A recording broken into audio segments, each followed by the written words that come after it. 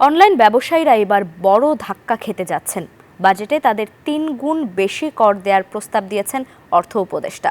এই হারে কর বাড়লে তাদের বেশি দামে পণ্য বিক্রি করতে হবে। ব্যবসায়ীদের সংখ্যা এমন পরিস্থিতিতে তাদের অনেকের ব্যবসা বন্ধ হয়ে যেতে পারে। বিশেষজ্ঞরা বলছেন, কর বাড়ানো হলে দেশের অর্থনীতিতেও পড়বে নেতিবাচক প্রভাব। অন্তরা বিশ্বাসের প্রতিবেদনে বিস্তারিত। সেতু 8 বছর আগে অনলাইনে শুরু করেন দেশীয় পোশাকের ব্যবসা।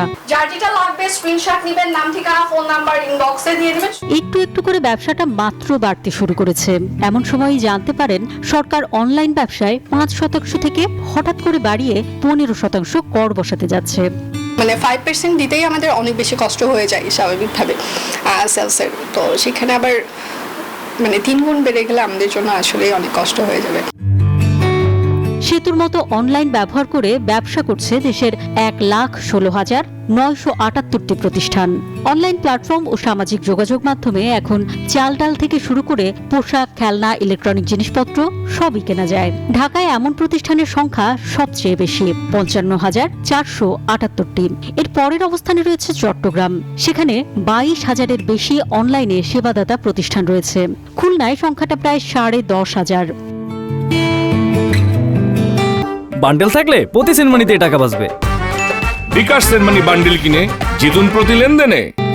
ই commerce association of Bangladesh E ক্যাবের হিসাবে নিয়মিত পণ্য বিক্রি হয় এমন ফেসবুক পেজের 55%ই নারী উদ্যোক্তা। সাপোজ আমি 100টা প্রোডাক্ট যদি সেল করতে পারতাম, ওইখানে দেখা যাবে যে আমার ওইটা 50% to 60% নেমে আসবে। সেক্ষেত্রে আমার যারা স্টাফ আছে তারাও স্টুডেন্ট, আমি তাদেরকেও দেখা যাবে বেতন বা স্যালারি যেটাই বলেন ওইটা দিতেও আমার প্রবলেম হয়ে যাবে। কর আরো বাড়িয়ে দেওয়া হয়, সেক্ষেত্রে কিন্তু কেউ আর অনলাইনমুখী ক্রেতাও অনলাইনমুখী হতে চাবে না, নারী উদ্যোক্তারাও আর উদ্যোক্তা হয়ে উঠতে পারবে না। স্বল্প পুঁজির অনলাইন ব্যবসায়ীরা জানান, অতিরিক্ত কর দিতে হলে ক্ষতির মুখে পড়বেন তারা। খুব সামান্য পরিমাণ পুঁজি নিয়ে আমরা ব্যবসা শুরু করেছি। এখন আমার খুব ভয় হচ্ছে যে এটা আর গ্রো করবে না, বরঞ্চ আমাদের মতন যারা অনলাইন ছোট ছোট শপ আছে এগুলো সব বন্ধ হয়ে যাওয়ার একটা সম্ভাবনা আছে। ই ক্যাবের মতে ই কমার্স খাতের বাজার 40,000 কোটি টাকার মতো। কর বাড়লে এই বাজার হুমকির মুখে পড়বে বলে মনে করছেন বিশেষজ্ঞরা। এটা তো একটা ডিসকারেজ করা হলো এবং এর ফলে যেটা হবে দেখবেন আরো লস হবে। সরকার তো লস করবে রাজস্ব। তো এখানে অনলাইন মানে ব্যবসায় অনলাইন কেনাকাটায় যেখানে হয়তো আমরা বলার চেষ্টা করেছিলাম একসময় যে এটাকে কিছুদিনের জন্য হলেও ভ্যাট মুক্ত রাখা হোক, সেটাকে 3 গুণ বাড়িয়ে দেওয়া হলো।